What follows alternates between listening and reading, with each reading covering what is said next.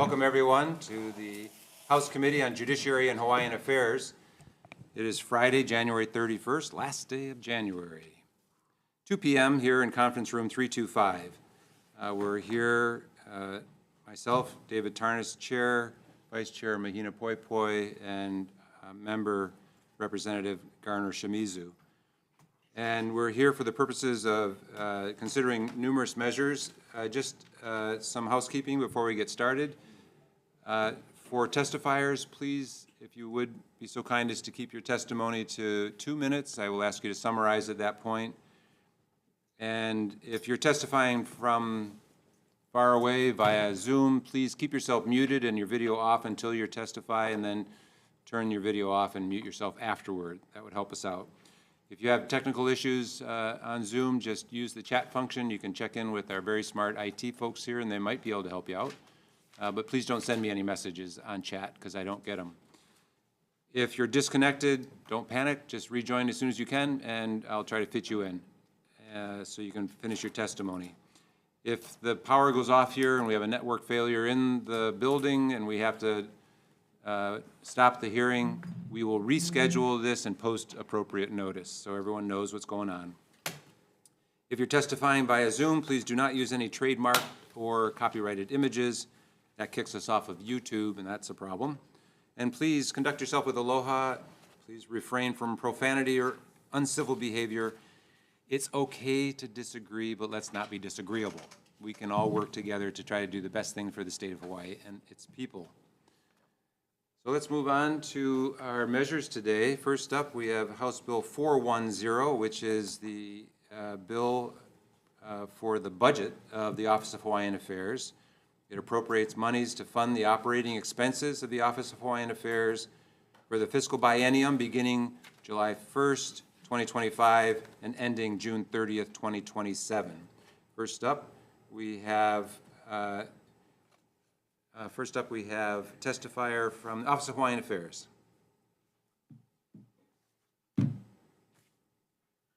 Good afternoon, Chair, Vice Chair, Representatives. OHA stands on its written testimony, and I'll be around to answer any questions. Okay, thank you. I run my committee a little differently, just to make sure that everyone who's listening and who's here is able to understand what's going on. I ask folks to just at least highlight your testimony instead of just standing on your testimony, because there are some folks that don't read the testimony. So if you could just highlight the important things in your testimony, that would help me out and everybody who's watching. Thank you very much. So OHA's submission for the biennium is an increase from our previous base budget of $3 million each fiscal year. We are coming in front of the committees and asking for a slight increase for cost of living or cost of inflation. And, as a best practice, as a best business practice, we don't think it's wise to continue to come in with the same ask every year, knowing that the cost of inflation is very real here in Hawaii. And we don't want to rob Peter to pay Paul. We want to make sure that we can continue to provide quality services without having to reallocate from existing budgets.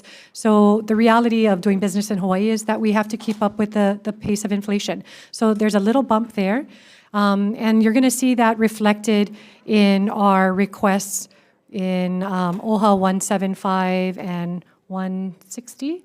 And so an increase there for programs and services. So looking at efforts that OHA will put towards housing, education, health outcomes, and economic resilience.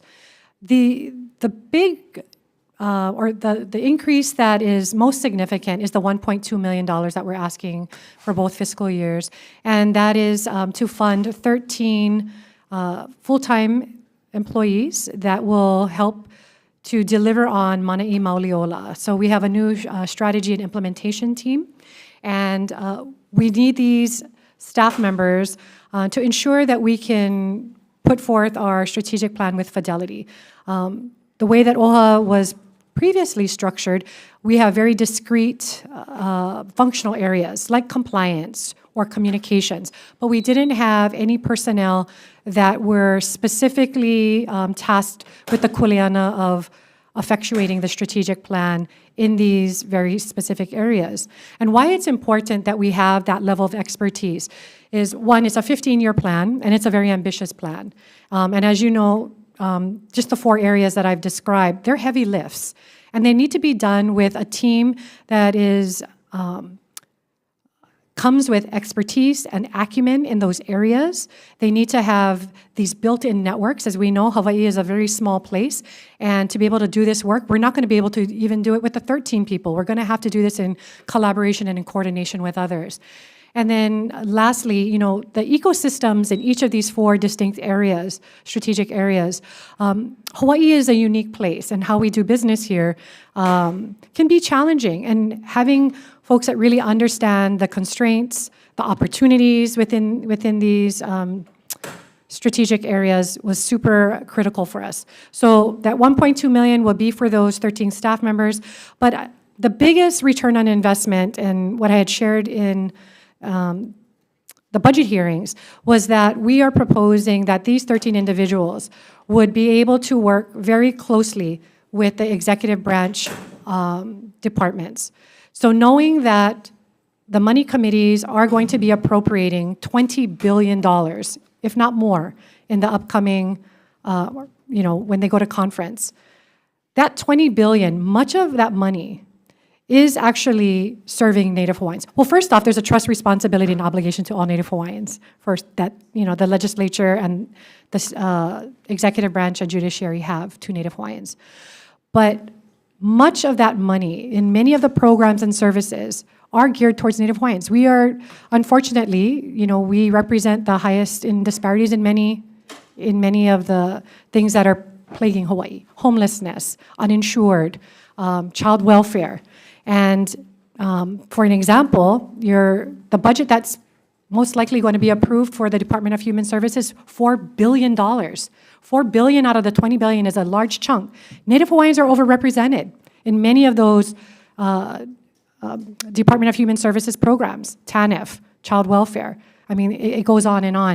And OHA has the statutory mandate in Chapter 10 to go into the departments and work with them on process, on policy, on their programs and services, looking at the performance that is currently occurring, and working very collaboratively with them. We've never done this at OHA, but we think it's a very strategic way to go about the work. Our $60 million budget, which the request that I'm putting before this committee, is a very small amount in our overall $60 million budget. But the bigger play for us is really the coordination and the cooperation that we're going to have when we go into the state departments and work with them very specifically on how we can better the trajectory of Native Hawaiians and addressing those disparities. Never been done before, and I'm hoping this committee will support us in being able to do that. Mahalo. Mahalo. Next person that we know has requested to provide testimony is Kavaio Hawai'i Anakalea. Welcome. Mahalo for pronouncing my name correctly.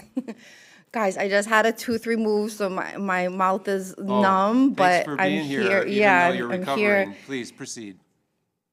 My name is Kavaio Hawai'i Anakalea. I was born and raised in Waianae, and I moved to the mainland for 16 years. I've been in New York, and I just moved back home. I'm opening up a new spa. I'm really excited to get settled here. But to even testify here, I feel it's degrading. Why are we begging for our own money? You guys have been taking from the natives of this islands for hundreds of years. Like, when are you guys going to give us our birthright money? I applied with OHA for a business loan because I'm trying to get my spa started, and they denied me because my credit score wasn't high enough. And Department of Hawaiian Homelands, I've been on the list for 20 years waiting for land from them. Like, I don't understand why, as Kanaka Maoli, why we're constantly treated like second-class citizens in our own land when you guys are profiting, making money off of our land and not giving us our birthright reparations. Okay, so yeah, I wanted to stand on my testimony and also to say that you know, you guys owe us a lot. We shouldn't have to be standing here. If you guys claim to represent us, do the right thing. Give us the resources that we need, and yeah. Mahalo. I appreciate your frustration. Mahalo. Next person that we're told would like to testify is Cindy Freitas on Zoom. Please proceed.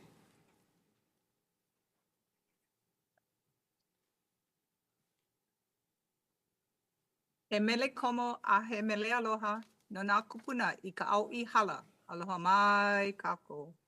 Aloha, my name is Cindy Freitas. I'm a Native Hawaiian descendant of the native inhabitants in Hawaii prior to 1778.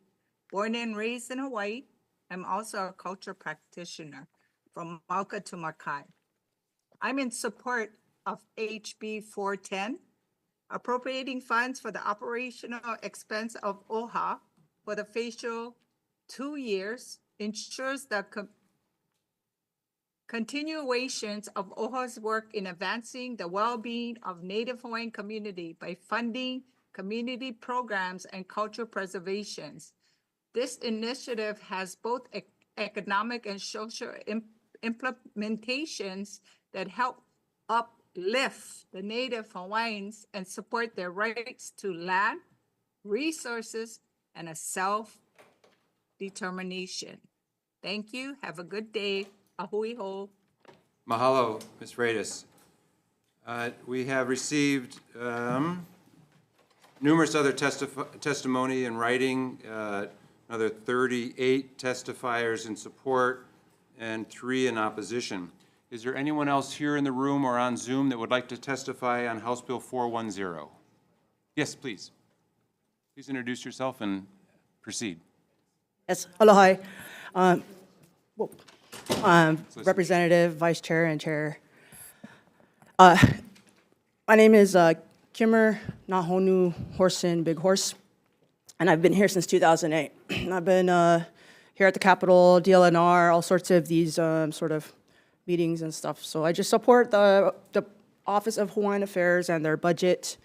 Being Native American, also tribal, the federal government seems to just throw money at the problems, millions of dollars, and money isn't the only thing that I believe Native people need, Indigenous people need.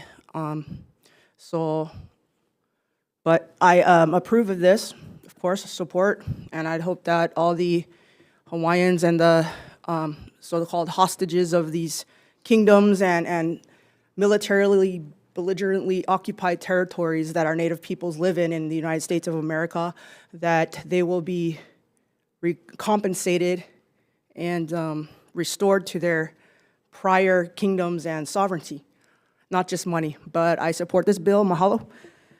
Mahalo. Aloha.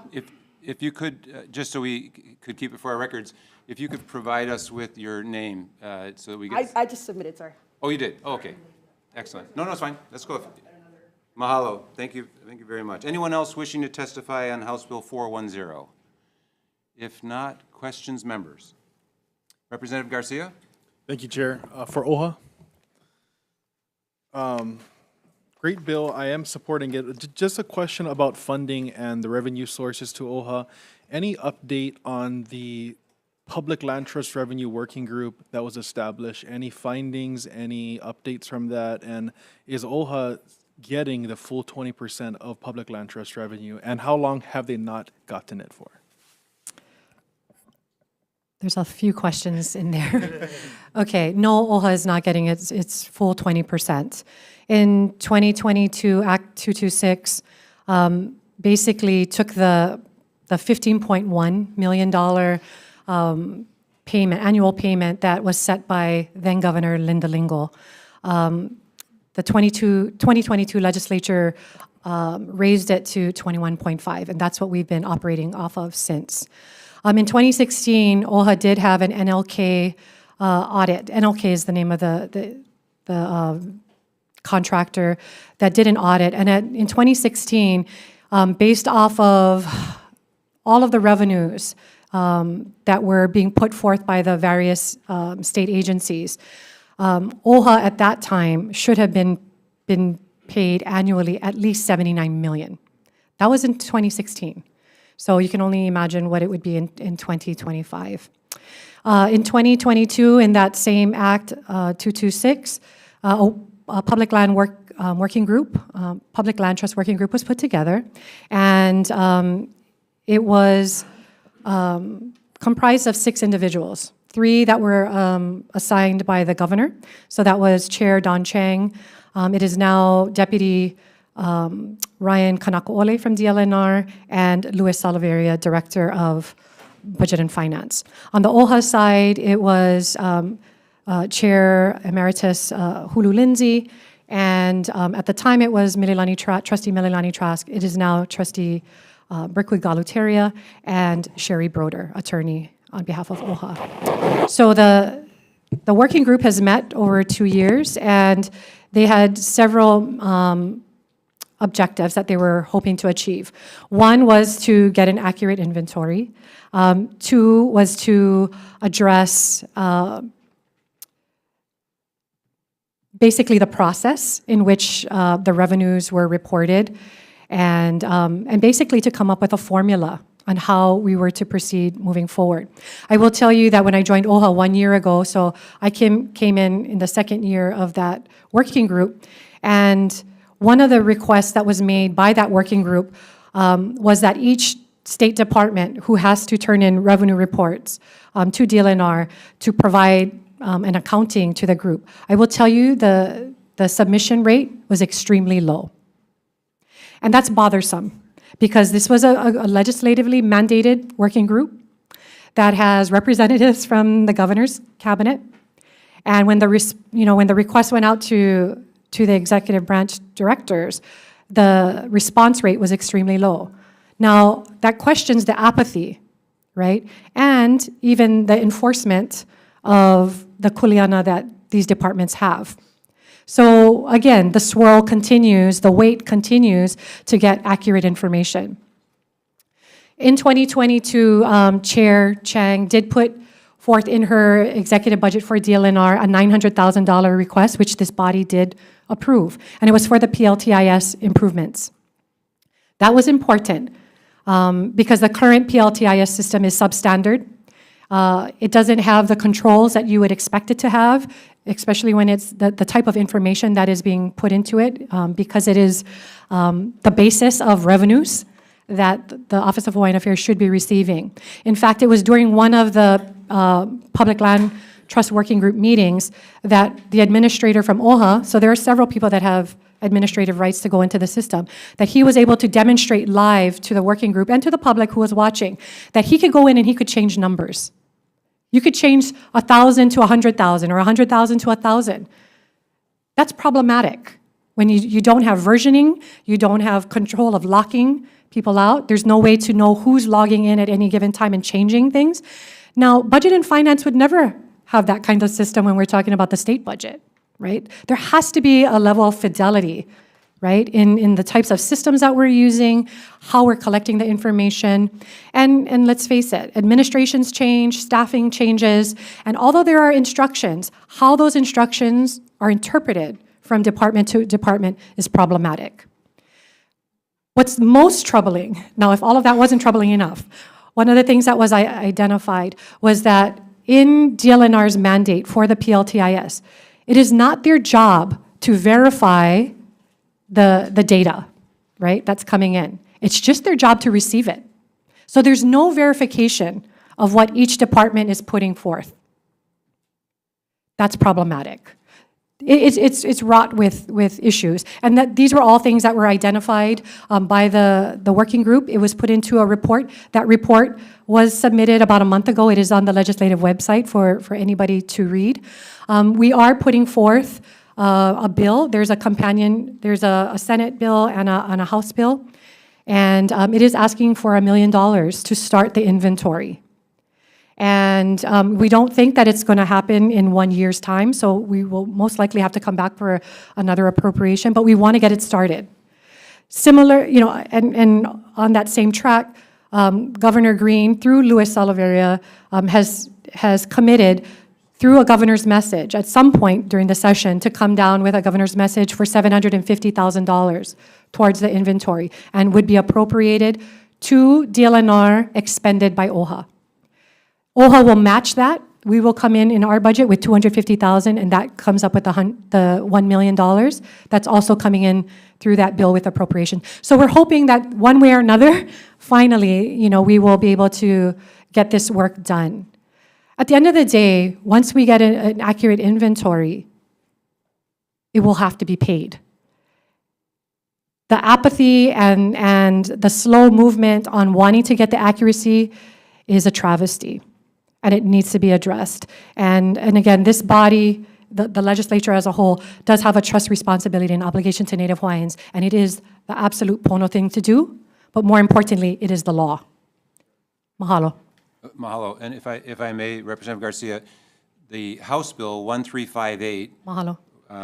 Which Director referred to, on the Public Land Trust Working Group, is triple referral, water, land, then comes to this committee and then to Finance. And it is currently scheduled for water and land hearing on Tuesday, the 4th. So I hope that we will be able to consider that measure and go into this matter more in depth at that time. Mahalo, Thank you Chair. very much. Certainly. Thank you. appreciate It's a very that. important a very important matter. Other questions, members? Representative Shimizu. Excuse me. Thank you, OHA. I had a question just to clarify. I agree with your statements that you need to coordinate with other state agencies, and I thought I heard you say it's the first time that it's being done. Is that correct?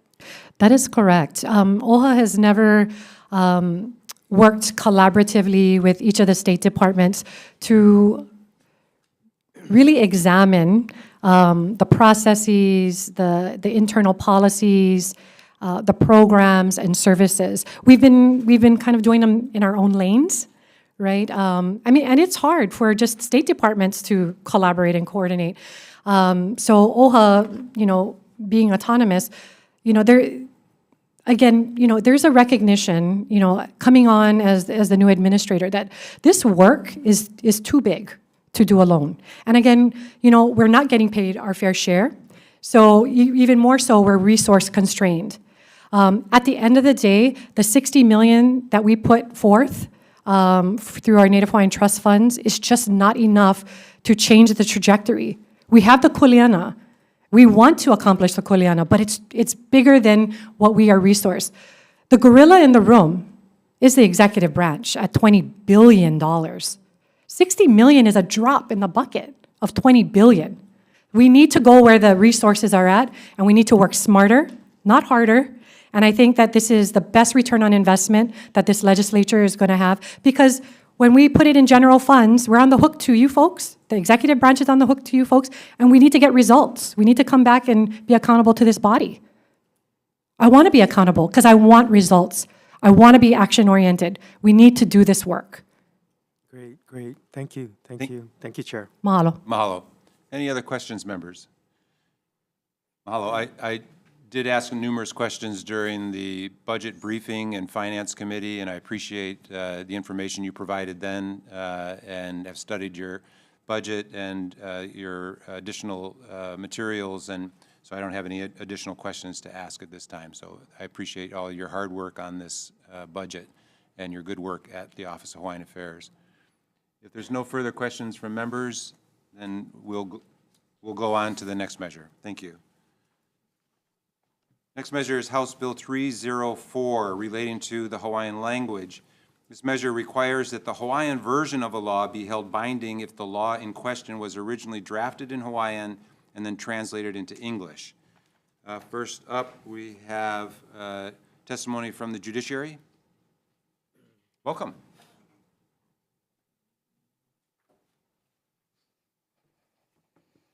Chair Tarnas, Vice Chair Poi Poi, members of the committee, Aloha nui kākou, o wau no o Johanna Choktam. On behalf of the judiciary, I am the program administrator for the Hawaiian language program. And we're here to say that we do support this bill, which holds the Olelo binding if it is drafted in Olelo. because it looks to the original law in its original language, whether it be English or Hawaiian, to find its intent. It reinforces Olelo Hawaii's status as as an official language, which then reaffirms that laws drafted in Hawaiian can stand alongside those written in English. Mahalo. Aloha. Mahalo. Next, we have testimony from the Attorney General. Welcome. Please proceed. Aloha, Chair Tarnas, Vice Chair Poi Poi. Hokule Lindsay, Deputy Attorney General. The Department of the Attorney General appreciates the intent of this bill and provides the following comments.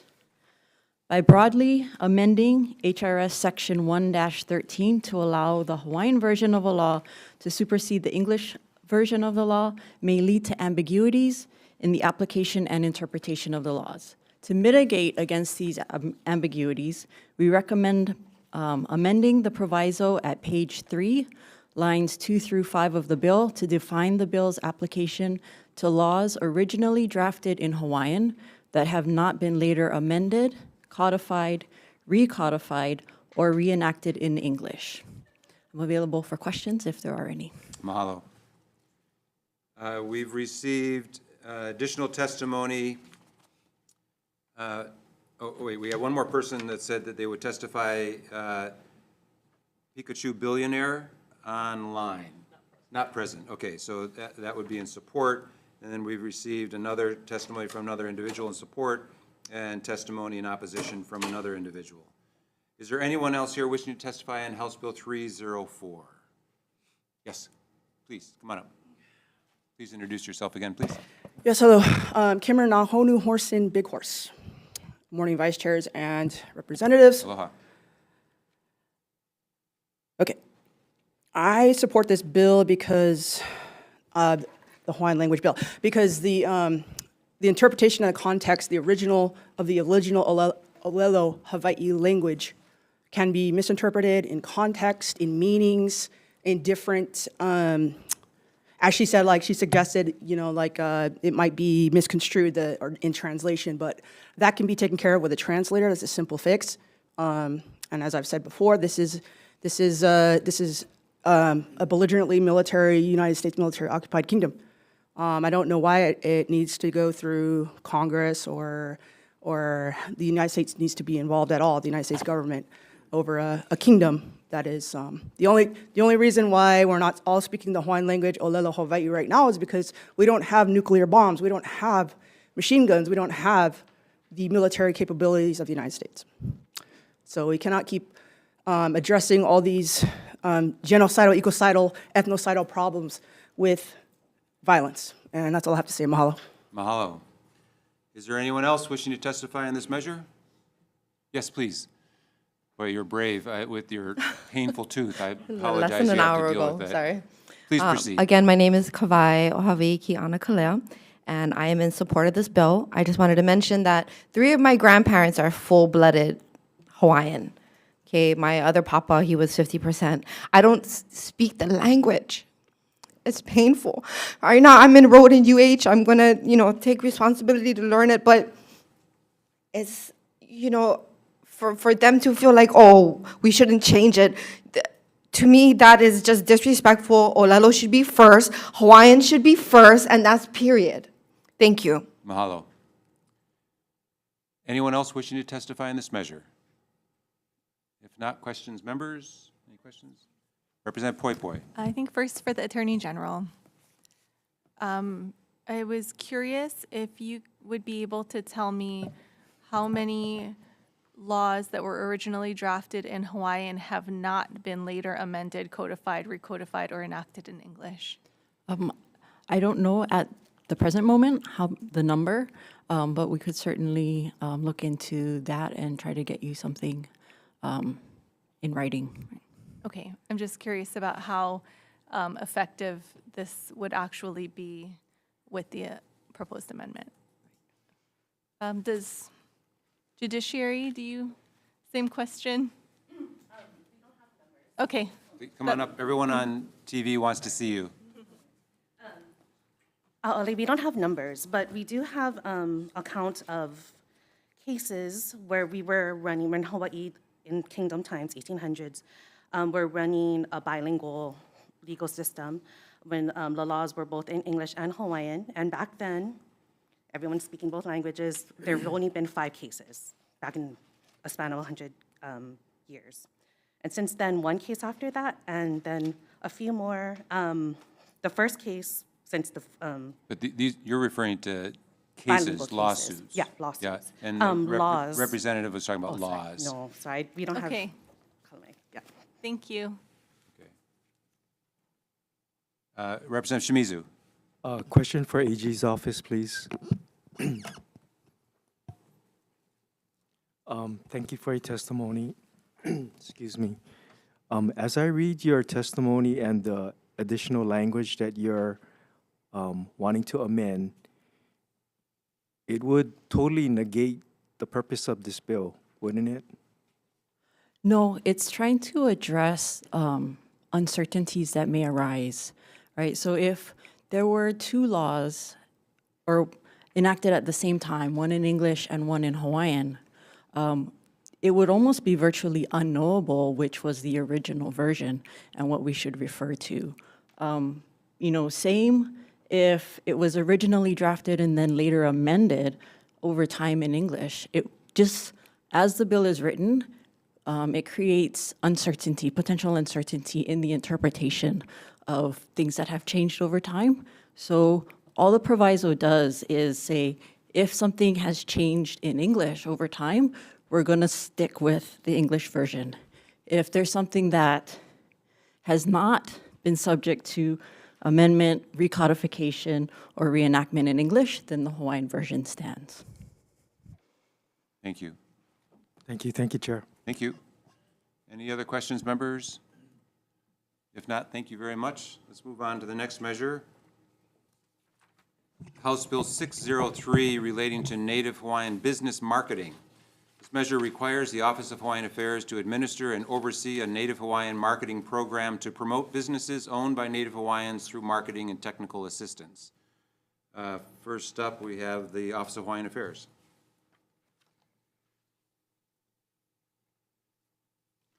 Aloha, my name is Pony Askew. I'm the Director of Economic and Business Resilience with the Office of Hawaiian Affairs. Aloha. Aloha. Mahalo for having us here today. So the Office of Hawaiian Affairs would like to mahalo the authors of HB 603 and the Native Hawaiian Caucus for introducing this measure. This bill proposes to establish a Native Hawaiian marketing program and label which will allow consumers to support Native Hawaiian-owned businesses, much like they may choose to purchase a USDA organic label or made in America or even made in Hawaii labeled products. The proposed marketing and branding initiative ensures that Native Hawaiian businesses can benefit from the high market demand for authentic Hawaiian products, providing economic empowerment while protecting cultural integrity. While OHA appreciates and supports the intent of this measure to set up a marketing and branding program to support the development and success of Native Hawaiian-owned businesses, we want to ensure that there's an effective implementation and rollout of such a program. So we request that the proposed funding be reallocated to allow OHA to convene a working group to engage with relevant stakeholders about program design, implementation, and long-term viability. In particular, OHA is concerned about the enforcement of such program, of the proposed initiative and how enforcement would be implemented, which would require OHA to collaborate with other state agencies with expertise in such enforcement. So advancing with other state agencies or businesses and stakeholders, we want to just make sure it's an effective implementation of this plan. And we want to prioritize research into this area and look forward to a successful implementation. Thank you. Mahalo, thank you. Next, we have received 4 testimonies in support from various individuals. Is there anyone here that would like to testify on HB 603? If not, questions, members? If not, I have a question of Office of Hawaiian Affairs. Your programs are available to all Hawaiians, not just those Correct. who qualify for the Hawaiian Homelands programs, which Correct. are 50%. Yes, more blood quantum. we have the privilege and opportunity to service all Hawaiians in the state. Okay, great. 'Cause, and I appreciate that. That's a very important responsibility you have.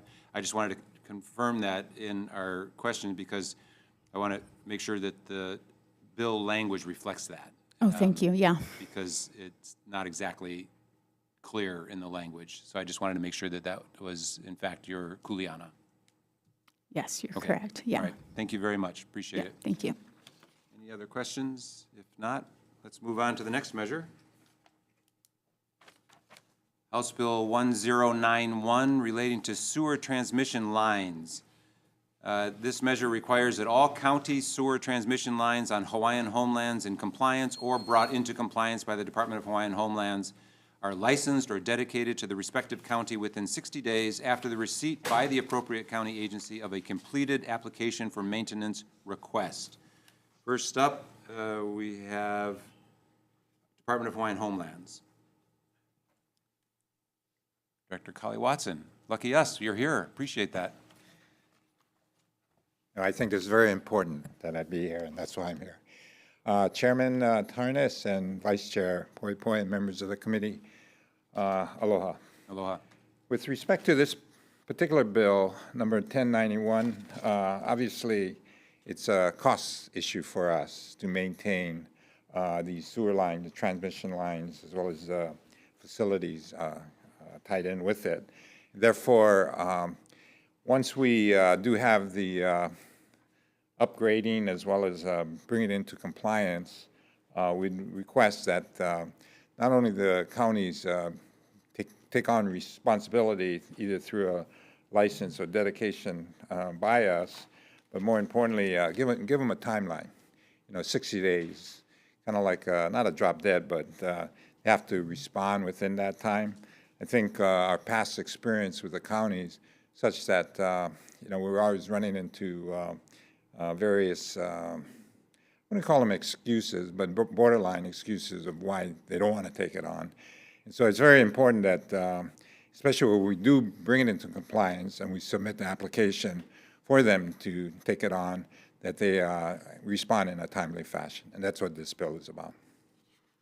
Mahalo. Thank you. Is there anyone else here wishing to testify on this measure, House Bill 1091? If not, questions, members? Representative Garcia. Thank you, Chair. For Director Watson, thank you for being here in person. Question. So the homesteads in Kapolei were built in the late 2000s, 7, 8. I've been hearing that I guess this is an issue there as well, sewer pipes. So does DHHO maintain all the sewer lines in the Kapolei area, all the newer homesteads built from 2000? Yeah, it's my understanding, yeah. Okay. And so is there a plan to turn it over to the city and county, or? Yeah, we're, I guess, testing the lines to see what the conditions are. Once we're finished with that, as well as trying to see where and what issues there are regarding the compliance, we definitely will submit an application, assuming this particular bill passes, give them that 60-day timeline in which to respond. They've been, this particular island has been a little bit more of a challenge than some of the outer islands. And I think, moving forward with our new projects, we're going to upfront be very active in working with the different utility entities to make sure that the sewer and water, as we build it, and before we build it, and that we design it and actually have them involved in the process of approving what we're going to build, so that it doesn't become an issue as to whether it's in compliance. Cool. Thank you. Thank you. Representative Shimizu. Thank you, Chair. I just wanted to clarify, when it says licensed or dedicated to respective county, based on what you shared, are you saying that that is also a handover to the counties to take responsibility and pretty much ownership of those lines for future maintenance? Is that part of it? Yeah, it's more a license because the ownership stays with the state, and which account is part of the state. So it's not really a transfer of the fee title. It's more giving them a legal document where they can go in. They now have the responsibility because we've transferred and licensed them not only the right to enter, make repairs, make inspections, all of that. So from a legal standpoint, that's where the license, before, typically they ask for a right of entry. I think with a license, which is in our Hawaiian Homes Commission Act, we're allowed to do that by act. We're authorized to issue those kind of licenses. So the future maintenance would be Under that county's license, yeah. responsibility? The language would be included in the license. Follow-up?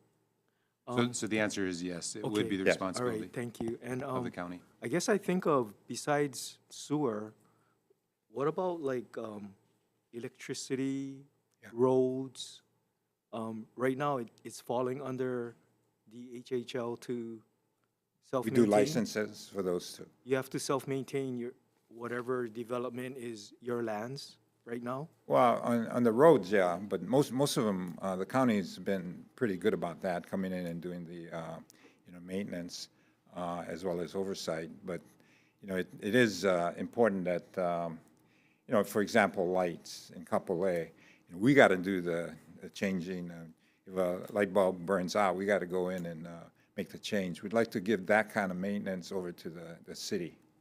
So there's no clear delineation then, it's just kind of like a give and take and depends on the property or the relationship with the county? To a certain extent, yeah. Okay, thank you, Chair. Thank you very much. Any other questions? I do have one question, Chair Watson. We have to pay attention to the title of the bill, and this title relating to sewer transmission lines. So I think there's some language in the bill that refers to other sewerage facilities, not just sewer transmission lines. Right.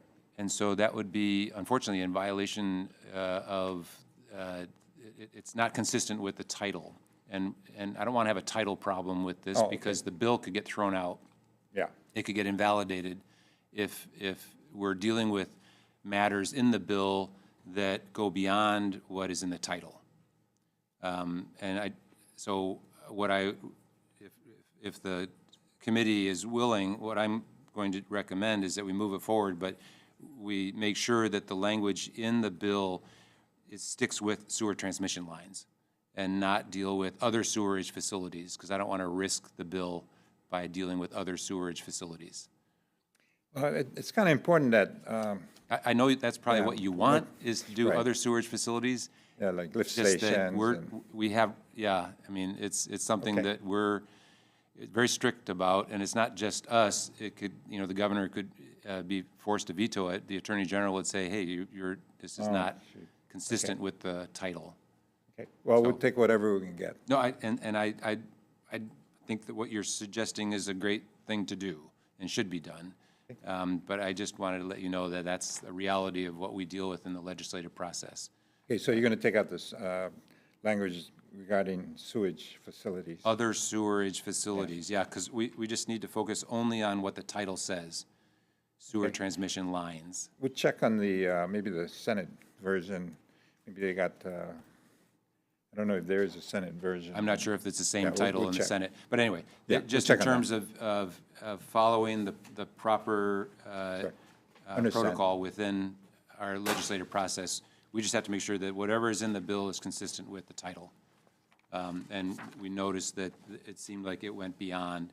That's why sometimes these titles are broader rather than very specific. So, anyway. I understand. Thank Okay, you. Thank you. Any other questions, members? If not, thank you very much. Director Watson, let's move on. House Bill 1239 relating to independent legal counsel. This measure authorizes the Hawaiian Homes Commission to retain independent legal counsel with any legal fees owed to be paid by the state, and also use the services of the Attorney General as needed.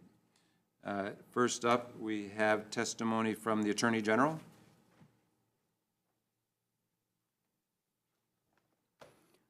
Good afternoon, Chair Tarnas, Vice Chair Poi Poi, members of the committee. Craig Iha, Deputy Attorney General. The Department of the Attorney General respectfully opposes this bill. And I just want to highlight 3 points from our written testimony. The first is that the Hawaiian Homes Commission is a state board which heads DHHL, which is one of only 19 principal state departments within the executive branch. So like other boards, like other state departments, it's subject to the same state laws, of which the Attorney General has very unique and deep expertise in. The second point is that DHHL's mission is to act as an arm of the state in carrying out the state's trust obligations under the Hawaiian Homes Commission Act.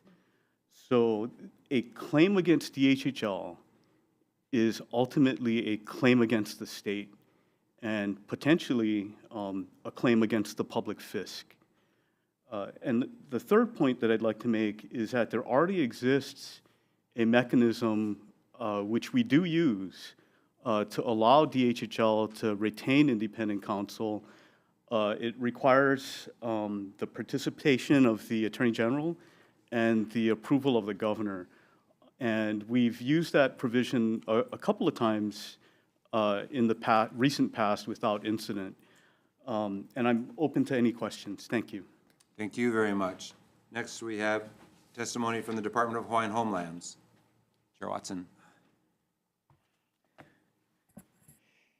Yes, I can respect the Attorney General's office position on this. However, we would argue that there will and have been times where the two don't really match up, the interests of the state versus the interests of our beneficiaries. And therefore, we're going to have, and we're going to need, advice as well as possibly get into litigation against the state, which we've done in the past. The fact that the state makes the argument that a claim against the department is a claim against the state. Typically, the commission, which has a fiduciary responsibility of carrying out the Hawaiian Homes Commission Act, they have that responsibility. And at times where there is a conflict, it would be, I think, appropriate that they have the access to legal counsel independent of the Attorney General's office. I do recognize and appreciate that there is a somewhat, I guess, way in which, with the approval of the Attorney General and the Governor, we can hire independent counsel. So we've done that, especially on our Act 279 project.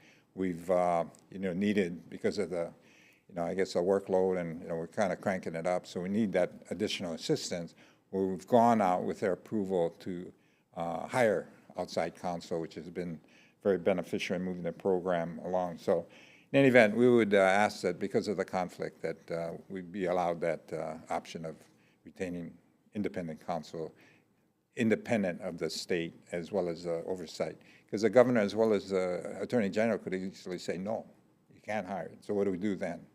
Without this type of statutory authority, that's the only way we could do it.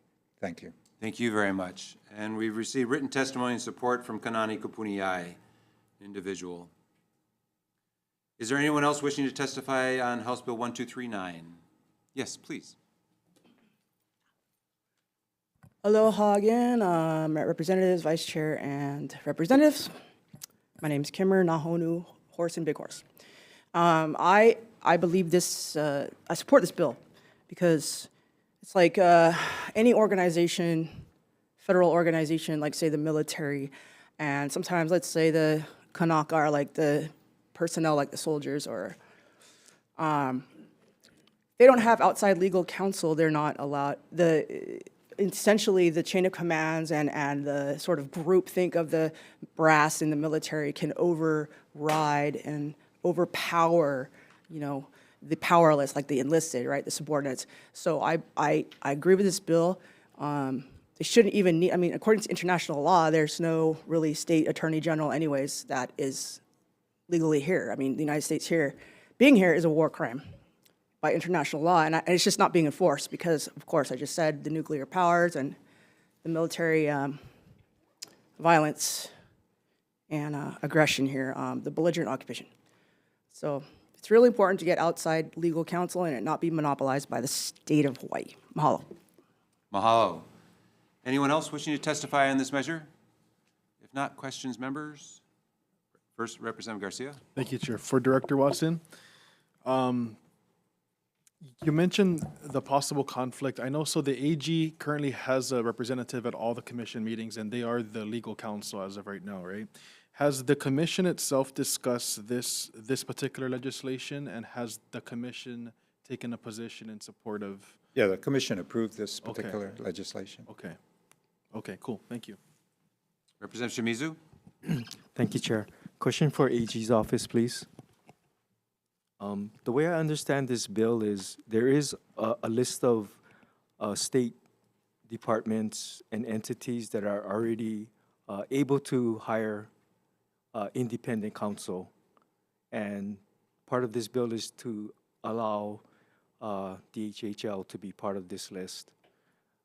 For those people that are already on the list, and if they choose to hire a independent counsel, does the state pay for those services? Yeah, I mean, ultimately, the state pays for everything because the payment requires an appropriation from the legislature. So in this case, if the bill passes, unless the intent is for DHHL to use its trust funds, the legislature would need to make a general fund appropriation to pay for this legal counsel. Right. Excuse me. I'm sorry. I'm just trying to establish the fact that the current people on the list who have this right, who do hire a independent counsel, that the state already pays for them. Is that a fact or no? The state does, Okay. but it's a little, the bill mentions the state, so I can't tell you off the top of my head whether the agencies on this list have special funds, for example, whether there are other sources of public money that are used that's not general funds. So I just wanted to make that distinction. Right, right. But whether it's general funds or special funds, it's the state is paying, right? They're all public funds. Right, okay. Thank you. Thank you, Chair. Thank you very much. Other questions? Vice Chair Poi Poi first, and then I have some questions. Please proceed, For the Vice Chair. Attorney General, in your testimony, you say that private attorneys retained by the Hawaiian Homes Commission would not possess the necessary breadth of knowledge and experience available with the Department of the Attorney General. How did you make this conclusion? That is based on our department's experience and the experience of our attorneys. We are the largest firm, public interest law firm in the state, and our specialty is government law.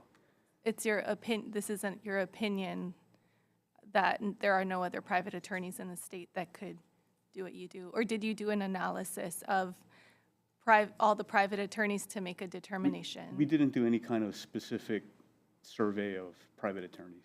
Because you have authorized the department through the process to seek outside counsel, which indicates to me that there are some areas of knowledge that you did see beneficial and perhaps not within your capacity. So I could give you a few examples if that would help.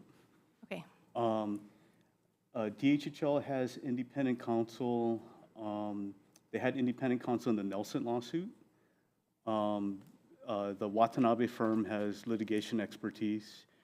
DHHL, I believe, has independent counsel on some of its telecom matters. The Ashford and Riston firm represents DHHL in some of those cases. And the Imanaka firm does work for DHHL on some development matters, and those are the three that come to my mind. Okay, thank you. If I may just have, before you sit down, sir, from the Attorney General, I wanted to ask another question. Could you tell the committee what are these other agencies that have the authority to retain independent legal counsel? There are actually a number of agencies. It's HRS 28-8.3. HRS 28-8.3. And if you give me just a second, I can.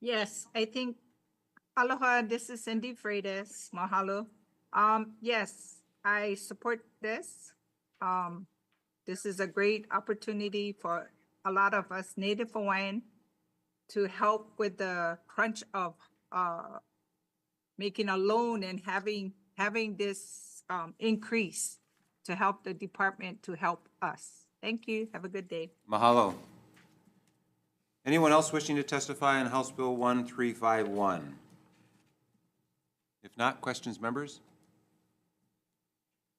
I have a question for, well, I guess it would be for the Department of Hawaiian Homelands. Did you have a chance to read the testimony from the Department of Budget and Finance? No, I'm sorry. Okay. They're worried about liability, and the state, the increase in the state's liability will affect the amount of general obligation bonds the state can issue within the debt limit. And the state will need to appropriate general funds to cover the liability if the guarantee is called.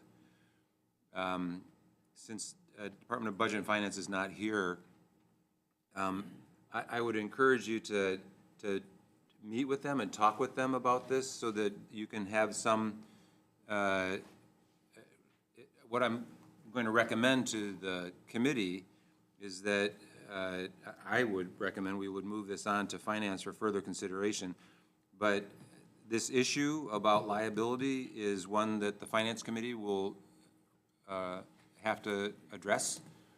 And if the Finance Committee decides to have a hearing on this bill, I think it would benefit you and Budget and Finance to have had a conversation and discuss this to figure out how to address it.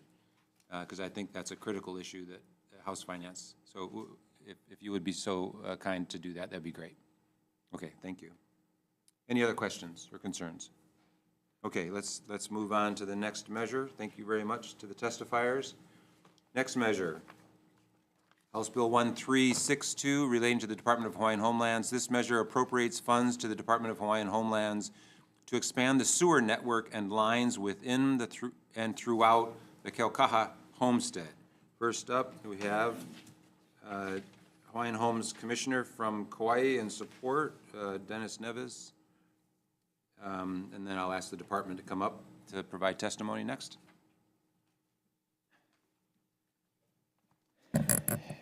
Yeah, thank you, Chairman Tarnas, Vice Chair Poipoi, and members of the committee.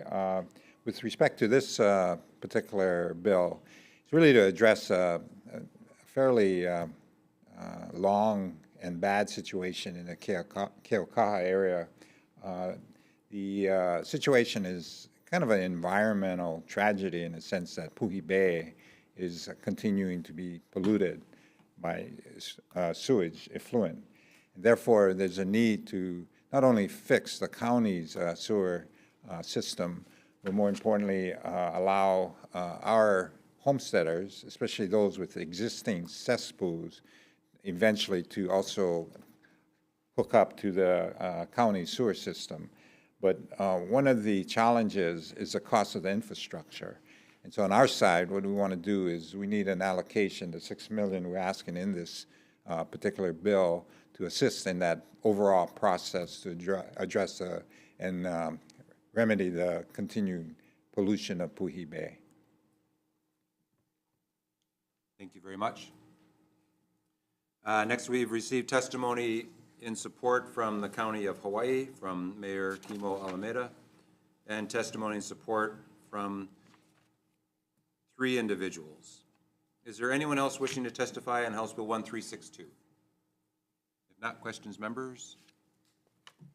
Representative Shimizu.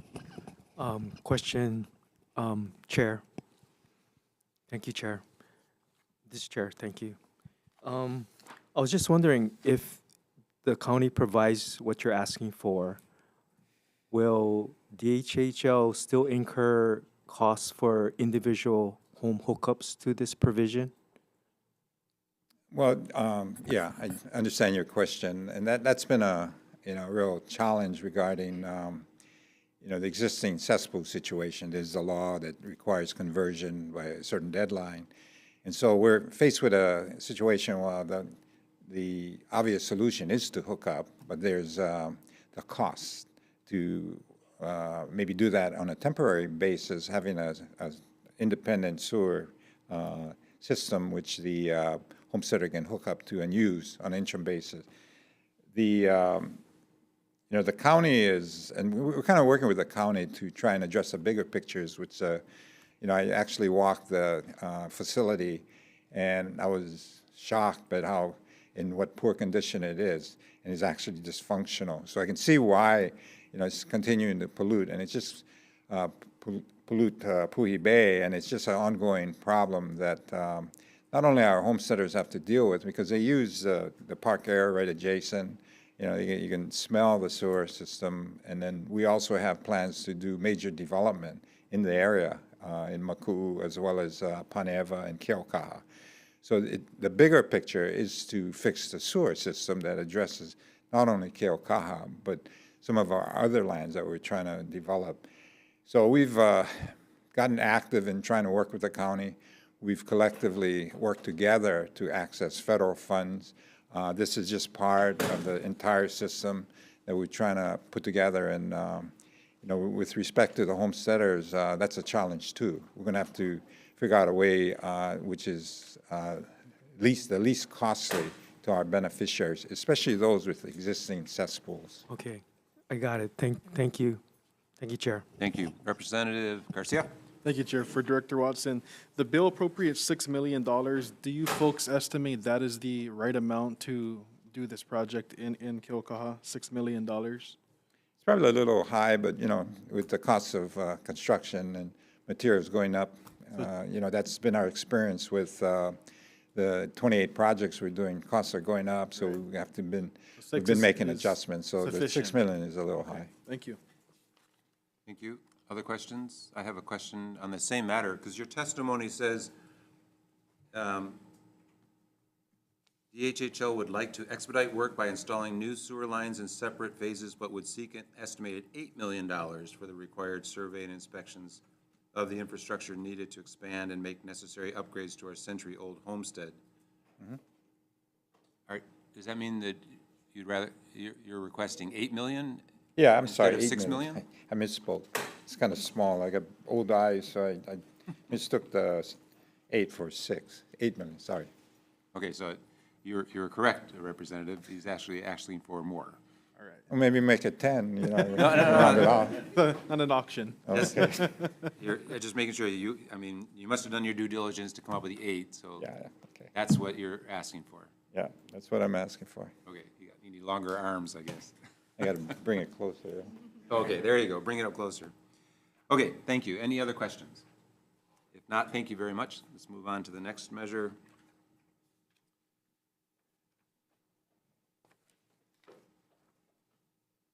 House Bill 1457 relating to tax increment financing. This measure authorizes the Hawaiian Homes Commission to designate tax increment districts that may utilize tax increment financing. First up, we have the Attorney General.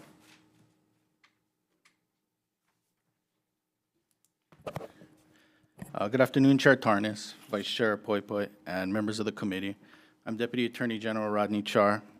The Department of the Attorney General offers the following comments. House Bill 1457 may be subject to challenge under Article 8, Section 3 of the Hawaii Constitution. Article 8, Section 3 mandates that the counties have exclusive authority over real property taxation. By requiring the counties to adopt a designated tax district, this bill may infringe on the county's exclusive constitutional authority over real property taxation. Thank you for this opportunity. I'll be available for questions. Thank you very much. Next, we have testimony from the Department of Hawaiian Homelands.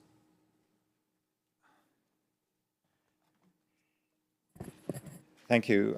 Yeah, we recognize that the authority does lay with the counties, but if you look at the bill, it requires the counties to actually approve and pass the ordinance implementing this district.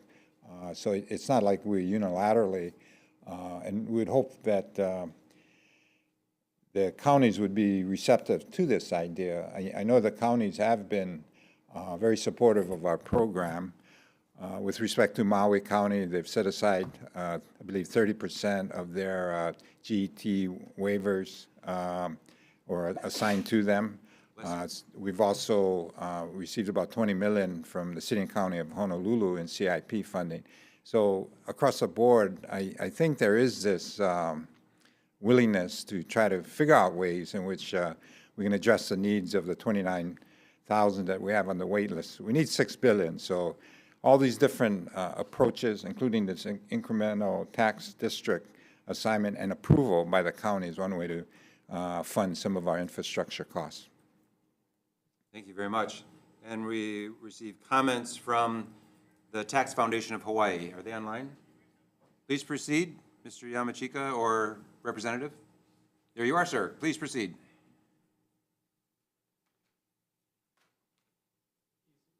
Please unmute yourself. Oops, sorry about that. Members of the committee, Tom Yamachika from Tax Foundation of Hawaii. We largely echo the concerns. Mr. Yamachika, we can barely hear you. If you could speak up. Okay, this better? Yes. Great. Thank you for the opportunity to testify. Tom Yamachika from Tax Foundation of Hawaii.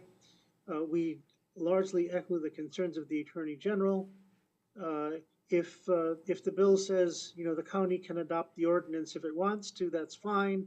If it says you got to adopt it, which is how the bill is drafted now, then I think it transgresses constitutional boundaries. You can't force the county to mess with the real property tax system because they are the primary authority under the Constitution of the State of Hawaii to implement that tax. I'd be happy to answer any questions. Thank you very much. Thank you very much. Is there anyone else here wishing to testify on House Bill 1457? If not, questions, members. Representative Peruso. The AG's office, please.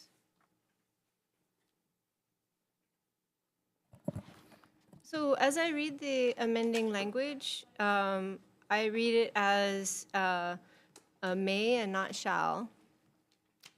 I believe the amendment says shall in the underlined portion on page 2. It says the county, at first it says the commission shall or may, and then I believe it's line 6 says county council shall adopt a.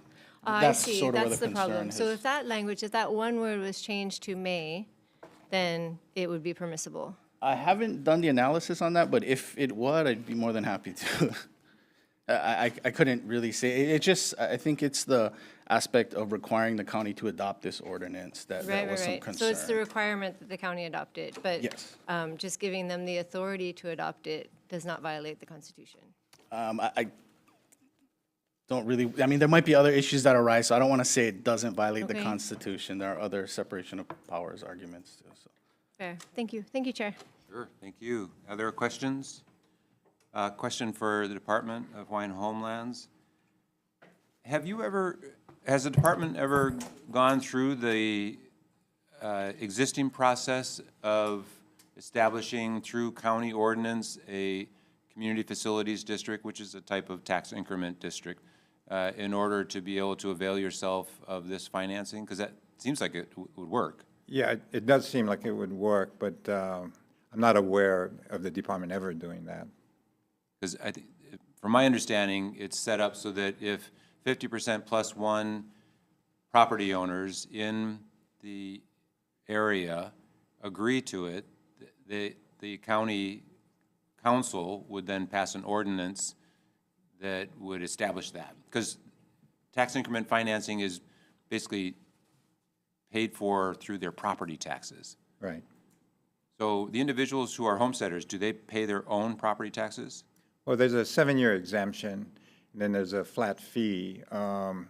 After that, and with respect to the assessment, there's assessment, and then they're charged accordingly after the 7-year exemption. But the individual homesteaders pay property taxes to the county, or does the Right. department pay that? Well, to be quite frank, this particular approach that's being talked about really is where you're looking at the other, I guess, people or entities within that incremental tax district to generate property taxes. It doesn't change what they pay. It's just a matter of a set-aside, so to speak, of what they're paying for the specific purpose of helping the department, whether it be putting in infrastructure or helping pay for housing. Then you have the incremental increases as the property taxes go up. That amount that's set aside also goes up. So it's a good way to not only provide revenue for debt service, especially if you're going to put in infrastructure and borrow a bunch of money to put in infrastructure. So this is not really directed, and it really doesn't work if it's strictly the beneficiaries in a housing program that generate the taxes, because they pay very little taxes to begin with. It's the surrounding individuals and entities that their tax revenue, and it's really dependent upon the county. That's why the county has to buy into this approach, because they're giving up that tax revenue. Most counties don't want to do And that. when you refer to the surrounding property owners, are they? Within that district. Are they outside of Hawaiian homelands, the homestead area? I believe, and that's a question I had, whether this is restricted to just our lands. We do have a variety of lands that, for example, in Kauai High, we have industrial parks. We have, developments that not only have warehouses, malls, that the tenants, they pay taxes to the county. So if that were designated as incremental district, which we could then have the counties give us a portion of the revenues they collect in property taxes from these various entities within that district. Okay, sounds like there's still a lot of things to be worked out with this. It's bill. like, yeah, it's been tried in California. I appreciate that this is potentially another financing mechanism that you want to pursue. That's what it is. I'm just trying to get clear whether or not you've ever tried it through the standard. Not here. Okay, thank you. Any other questions, members? If not, thank you very much. Let's go on to House Bill 871, relating to the Hawaiian Homes Commission Act, clarifies that Act 130, Session Laws of Hawaii 2024, which amended the Hawaiian Homes Commission Act, takes effect on either the date of the Secretary of the Interior's notification letter that Act 130 does not require congressional approval, or on the date that the United States Congress approval becomes law. First up, we have testimony from the Department of Hawaiian Homelands. Good afternoon. This particular bill just corrects a defect.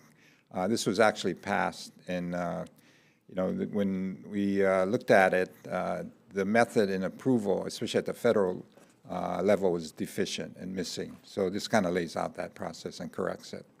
Okay, thank you. We've received written testimony and support from Kanani Kapuniai, and we have testimony and support from Ms. Cindy Freitas online. Ms. Freitas, please continue. Please proceed.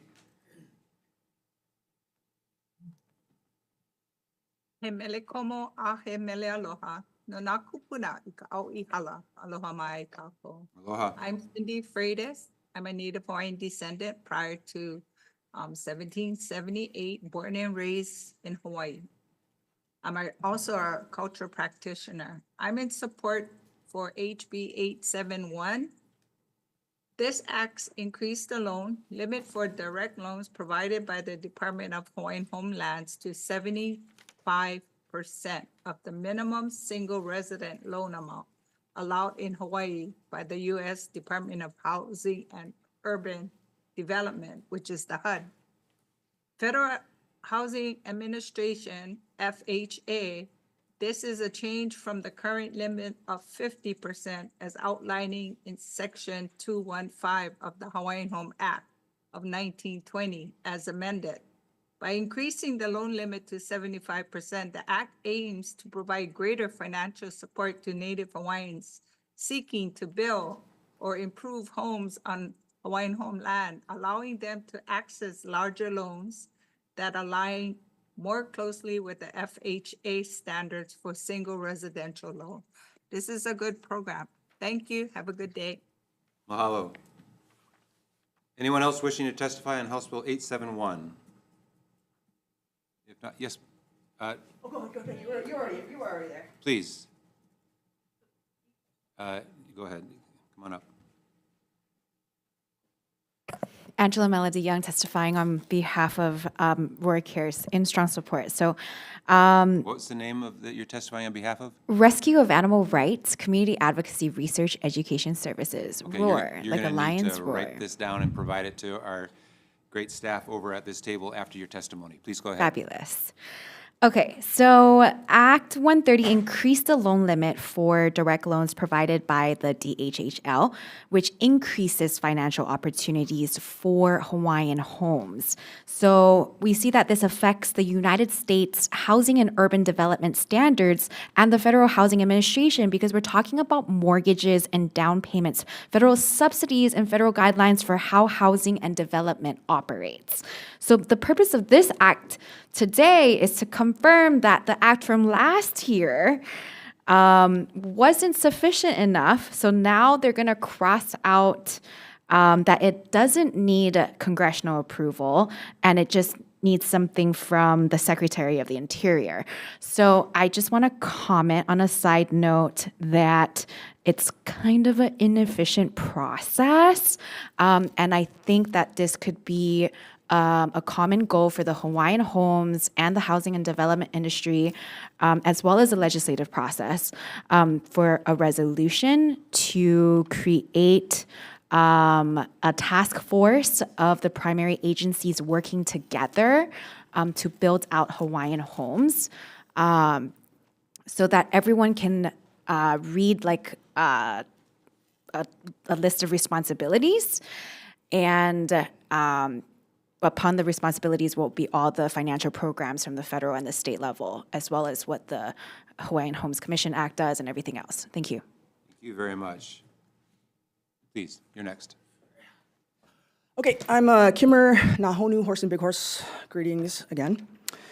I support this bill because I just want to remind everybody the United Nations declarations of indigenous rights reads that any breach or contravention of indigenous peoples shall not be forcibly removed from their lands, territories due to belligerent military occupation.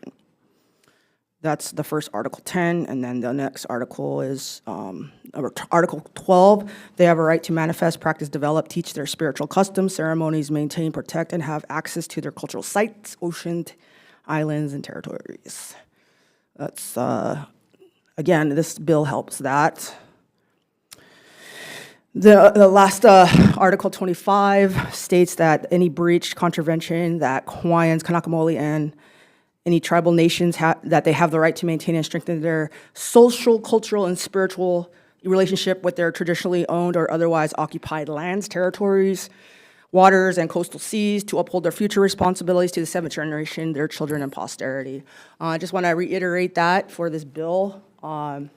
It doesn't need any kind of United States interference or invasion. It's already had enough. It's already breaching international law and violating it. And I just want to reiterate, it's an illegal, belligerent military occupation here. And we just need to start doing, what's it called? Repentance, right? Or restoration. Mahalo. Mahalo. Anyone else wishing to testify on this measure? If not, questions, members? Seeing none, thank you very much to the testifiers and members. Let's move on to the final measure on our agenda. House Bill 1090 relating to county user fees. This measure exempts the Department of Hawaiian Homelands from county user fees in the amount of $100,000 aggregate per year and ensures county services to the Department of Hawaiian Homelands for Hawaiian homelands. First up, we have the Department of Hawaiian Homelands. Good afternoon. This particular bill actually puts a cap on it rather than accumulated or aggregate. So in other words, the counties can't charge us any more than $100,000. So I just wanted to clarify that. And then it really relates to the charges or user fees to create and maintain any stormwater management system or infrastructure. And on another section, it talks about exempting us or putting a cap at $100,000 for rates relative to water usage supplied, as well as the use of sewers. And so those types of fees, again, it's, this bill really puts a ceiling on, a cap. That's all the maximum they can charge us annually, $100,000. Thank you. So the summary is incorrect? Yeah. Okay, thanks. Next, we have testimony in opposition from the Board of Water Supply. Mr. Lau, welcome. Please proceed. Aloha mai kako. Aloha. Ernie Lau, Board of Water Supply. I operate and manage the Honolulu Board of Water Supply, which is responsible to provide service to almost 1 million people every day on the island of Oahu, including the Hawaiian homelands, homesteads, island-wide. And I just want to make sure I'm clear, too. For Board of Water Supply, when Chair Watson builds it to our water system standards of the BWS, our inspectors go out and inspect it. Thereafter, with a license, we'll operate and maintain, and eventually, when it's necessary, replace that infrastructure. So it becomes like we treat it like everything else that we build and operate. And because Board of Water Supply, we're financially self-sufficient. We depend on people paying their water bills to pay for the operation of this island-wide water system, and also the capital program to improve it and renew it over time to keep the system operating. So it's basically our user fees, our water rates and charges pay for the operation of the Board of Water Supply system. For us, our mission is to provide safe, dependable, and affordable water now and into the future for our community. And it's a tremendous challenge of maintaining this island-wide infrastructure while still maintaining affordability, especially for our customers. We have residential customers, including kupuna.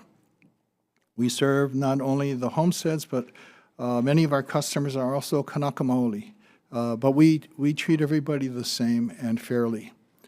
So this bill provides a cap of no more than $100,000 that we can charge Hawaiian homelands. It's a little unclear whether it means also the individual homesteaders that have water meters that are paying water bills. I can't speak to the sewer charges or the stormwater charges, but basically this becomes a massive unfunded mandate that is transferring the cost burden to operate this water system island-wide and also improve it over time through our capital program, transfers it really from Hawaiian homelands to the rest of our customers. So I already struggle with the issues of affordability, especially for our kupuna that have limited incomes. And we want to keep our water rates affordable so that they can access clean drinking water and still be able to pay it within their fixed incomes. So this is really, I think, quite unfair to the rest of our customers. I speak on behalf of all the other customers in our water system that are going to have to foot the bill for this. Mahalo. Mahalo. I just want to also clarify to you, Chair Watson and I go back over 20 years from when I was the manager of the Kauai Department of Water.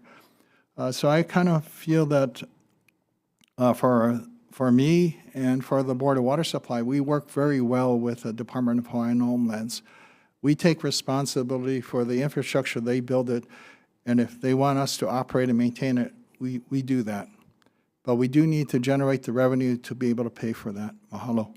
Certainly. Thank you very much. Next, we have testimony from Tom Yamachika, Tax Foundation of Hawaii. Please proceed. Thank you, Chair, Vice Chairman, members of the committee. Tom Yamachika from Tax Foundation of Hawaii.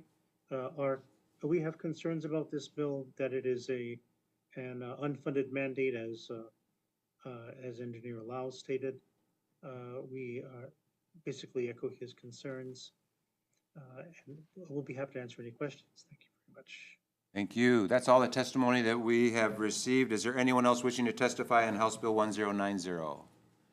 If not, questions, members.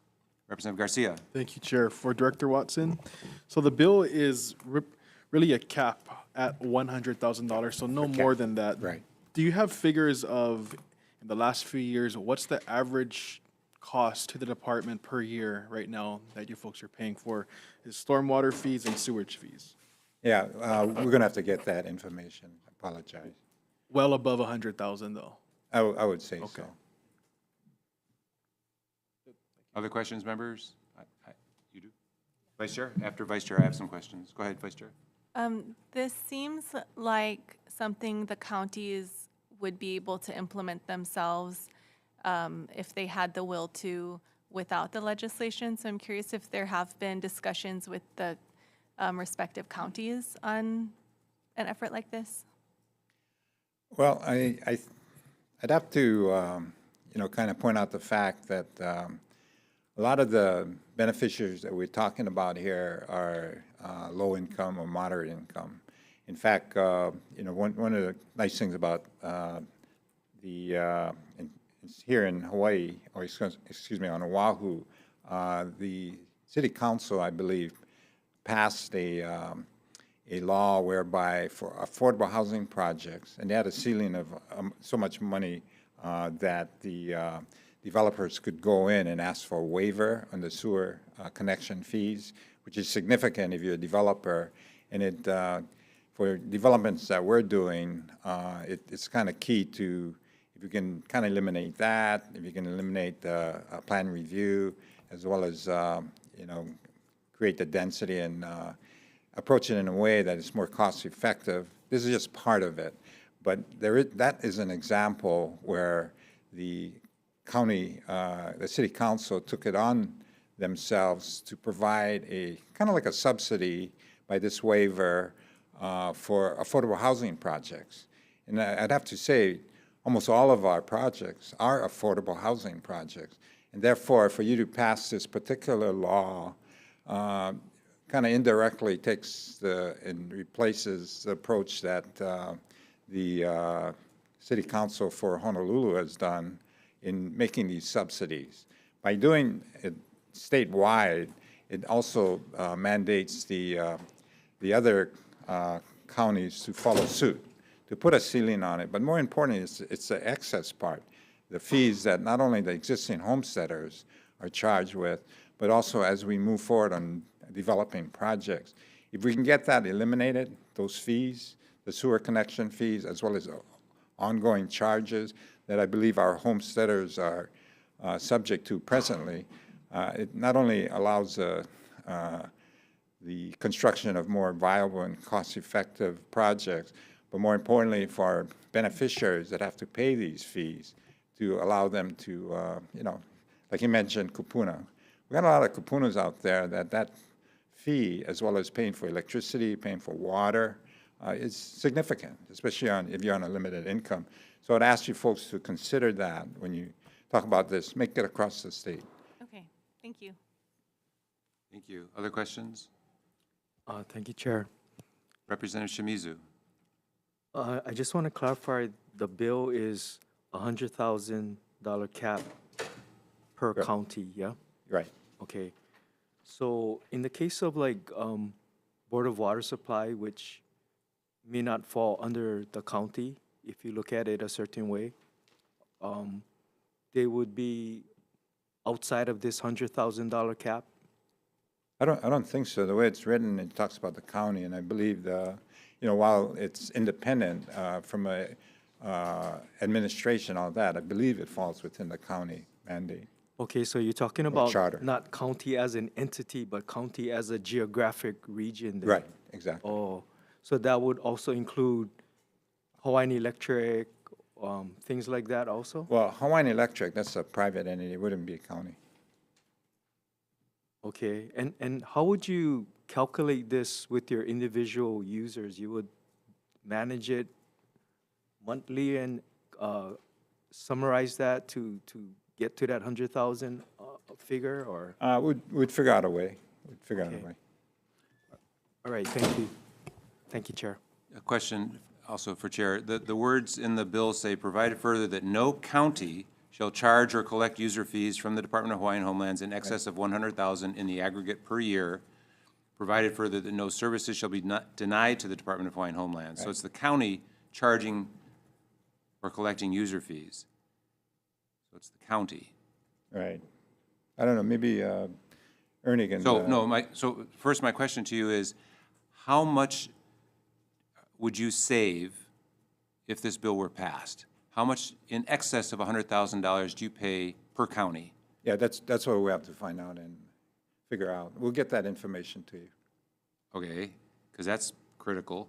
And then I'd like to know what user fees this would apply to. What are those? What does that mean?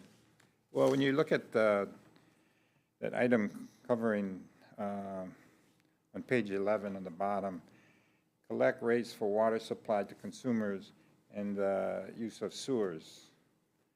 So I'm assuming that collect rates, the fees that they charge regarding, so much water usage. And I guess in some of the billing, they kind of combine the two, the sewer fees along with the water charges, at least here in the city and county of Honolulu. So those rates, to me, reflects fees that are being charged to the consumers. That's not a definition of user fees. Well, that user fees goes through on page 3, which is different from the section on page 11. That one, you're right, it's user fees.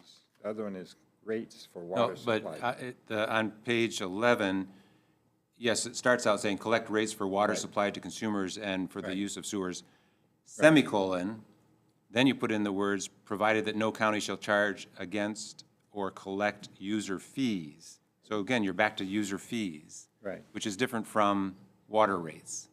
Well, it's in the same paragraph, I understand. There's a semicolon there. And so it's just unclear to me what user fees really mean. But if you look in the items, the paragraph numbers, like that one you're talking about is paragraph 23, which on the top it basically says establish and maintain water works and sewer works.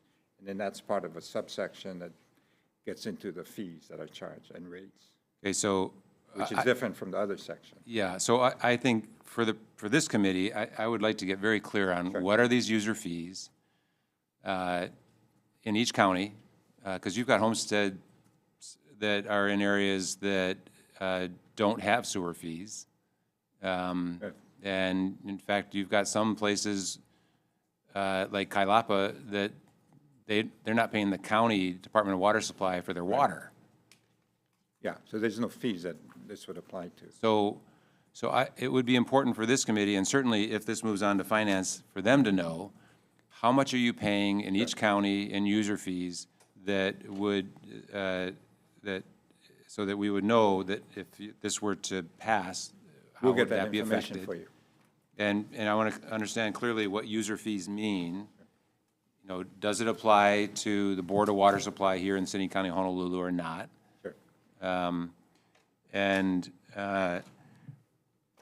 It's just, and then I think Vice Chair's question is very relevant, is have you asked the individual counties for relief from county charged fees? Because I think they could do this on their own. I know you want it statewide, but each county could do this on their own, and I would like to know whether or not you've asked them. We're working with the different counties more actually to help them go after federal funds to fix their various systems that are deficient.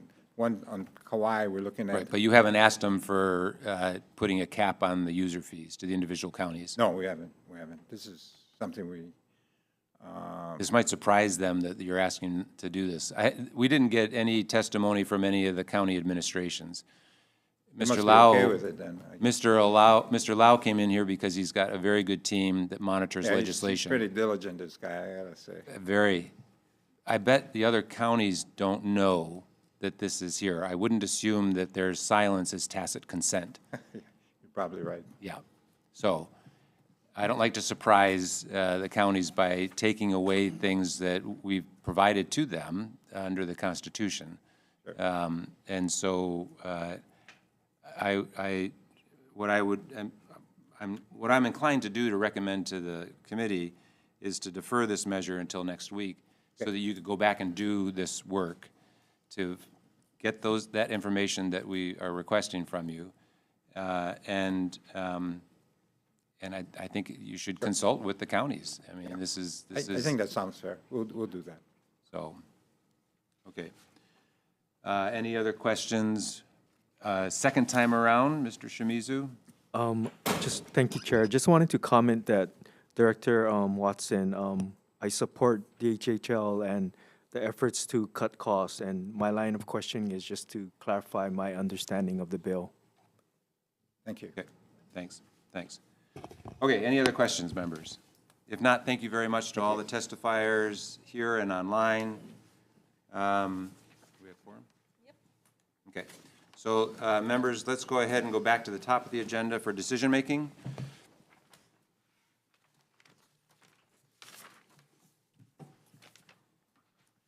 Okay, first up, House Bill 410 relating to the budget of the Office of Hawaiian Affairs.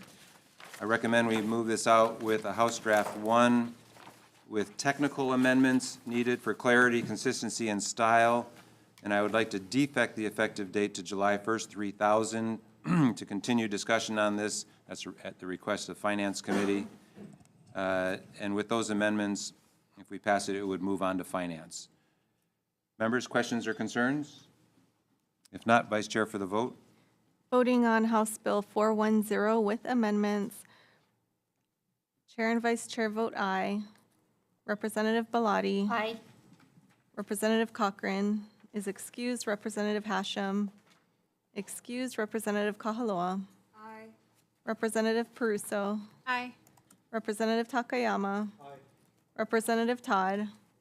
Excused. Representative Garcia. Aye. Representative Shimizu. Recommendation is adopted. Thank you very much. Next, certainly. Mahalo for your good work. Next, let's look at House Bill 304 relating to the Hawaiian language. On this measure,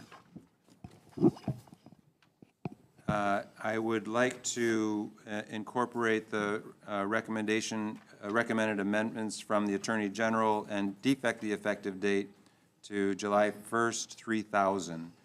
The reason why I want to adopt the Attorney General's amendments is because with every other law that we do, if we amend it, then it's the newly amended version that is applied.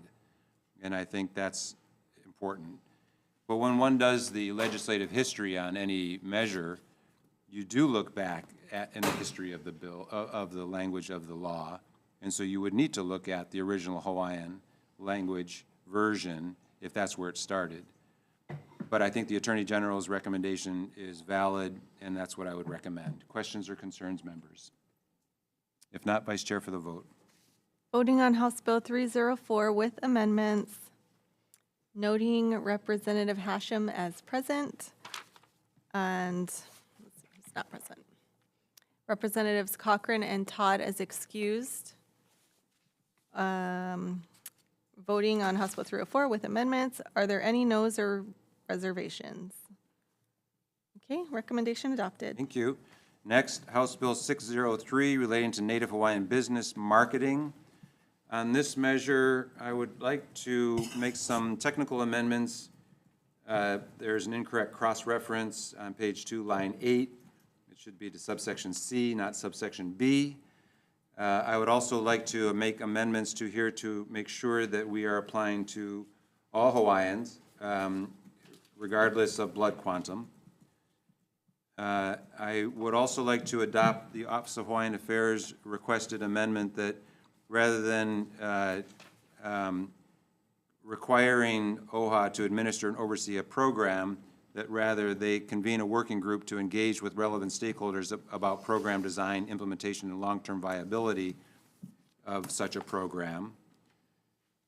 And I would like to delete the appropriation and put the amount into the Standing Committee report and change the effective date to July 1st, 3000 for continued discussion.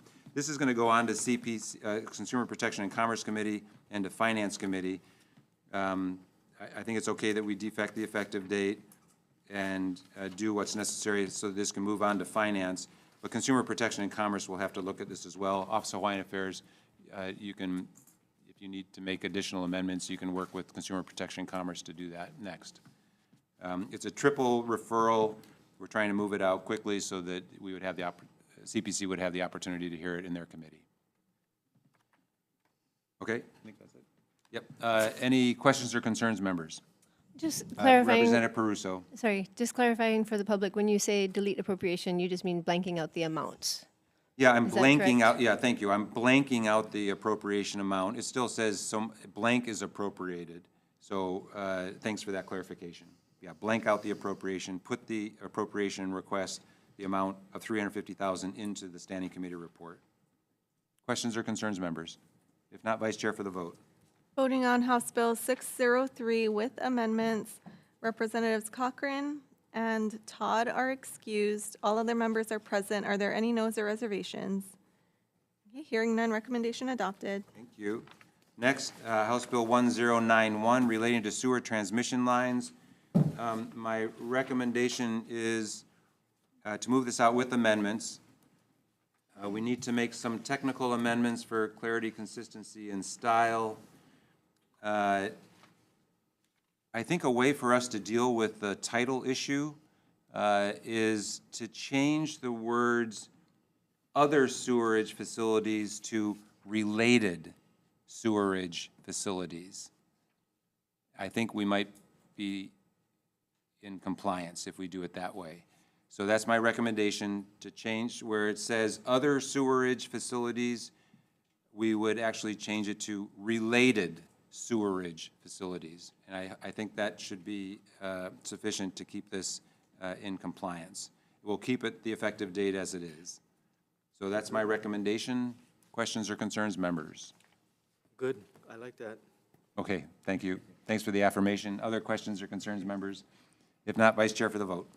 Voting on House Bill 1091 with amendments, Representatives Cochran and Todd are excused. All other members are present. Are there any noes or reservations? Okay, hearing none, recommendation is adopted. Thank you. Next, House Bill 1239 related to independent legal counsel. I would like to continue this, move this bill out for continued discussion. I appreciate the Attorney General's concern. They've been consistent in bringing up these concerns. But I would like to move this out. I'd like to defect the effective date to July 1st, 2000.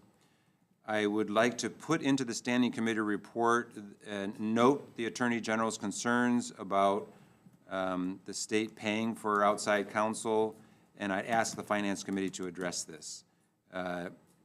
It may be that they would want the department to pay for it out of trust funds. That would be something I think the Finance Committee has in their jurisdiction to consider, but I would like to move this bill on for their consideration.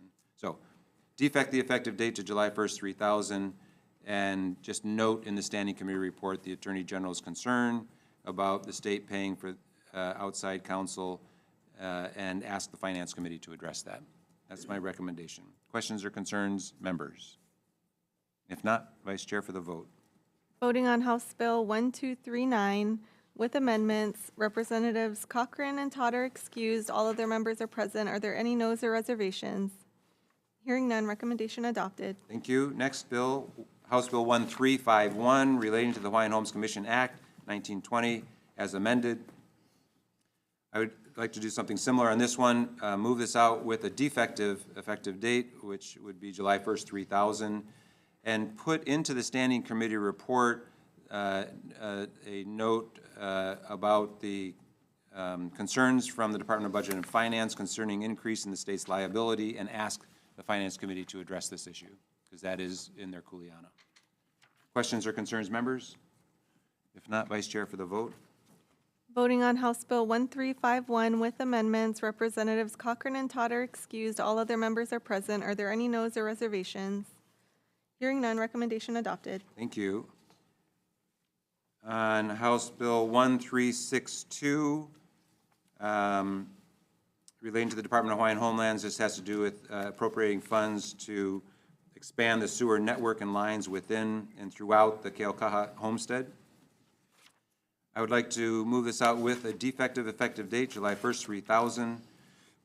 I would like to amend the first page because it's not quite accurate.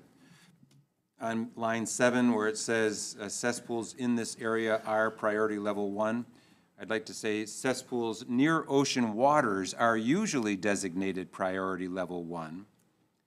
So that it deals with the issue that if you actually look at the Hawaii cesspool prioritization tool, this area is within priority level 2. But there's a Hilo study saying it should be priority level 1.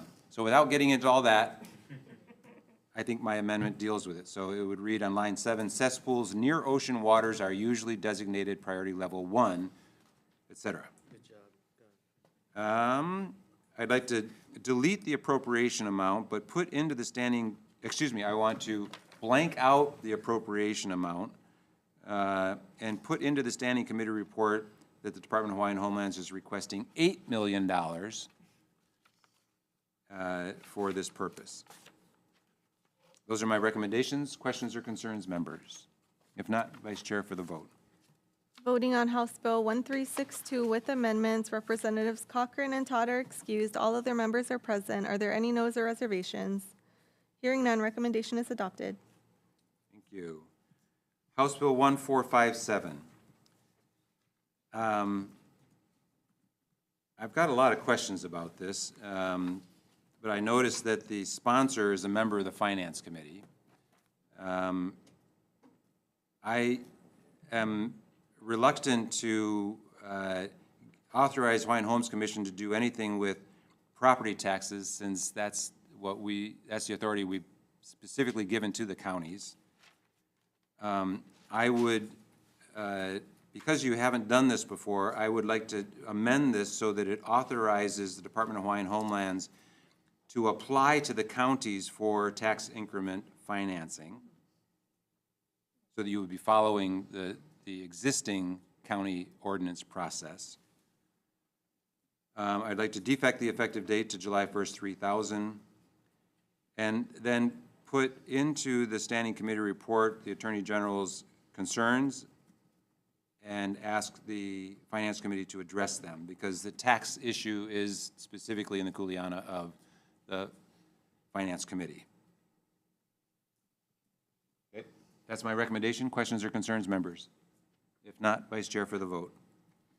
Voting on House Bill 1457 with amendments, Representatives Cochran and Todd are excused, and all other members are present. Any noes or reservations? No vote. No vote from Representative Garcia. Any additional noes or reservations? Okay, hearing none, recommendation is adopted. Thank you. Moving on to House Bill 871, relating to Hawaiian Homes Commission Act. This is a bill that fixes a flaw in a previous bill. I think it makes sense to move forward, but to expedite matters and encourage further discussion, I would like to defect the effective date to July 1st, 3000, and move it on to Finance. Questions or concerns, members? If not, Vice Chair for the vote. Voting on House Bill 871 with amendments, Representatives Cochran and Todd are excused. All other members are present. Are there any noes or reservations? Hearing none, recommendation is adopted. Thank you. A final measure, House Bill 1090. I've still got a lot of questions which I brought up in our discussion, so I would like to defer this measure to February 5th and request the department provide the information requested to us so that we can make a decision based on good information. That's my recommendation. Any questions or concerns about my recommendation to defer? If not, thank you very much, members and all testifiers. There being no further business before the Judiciary and Hawaiian Affairs Committee, we are adjourned.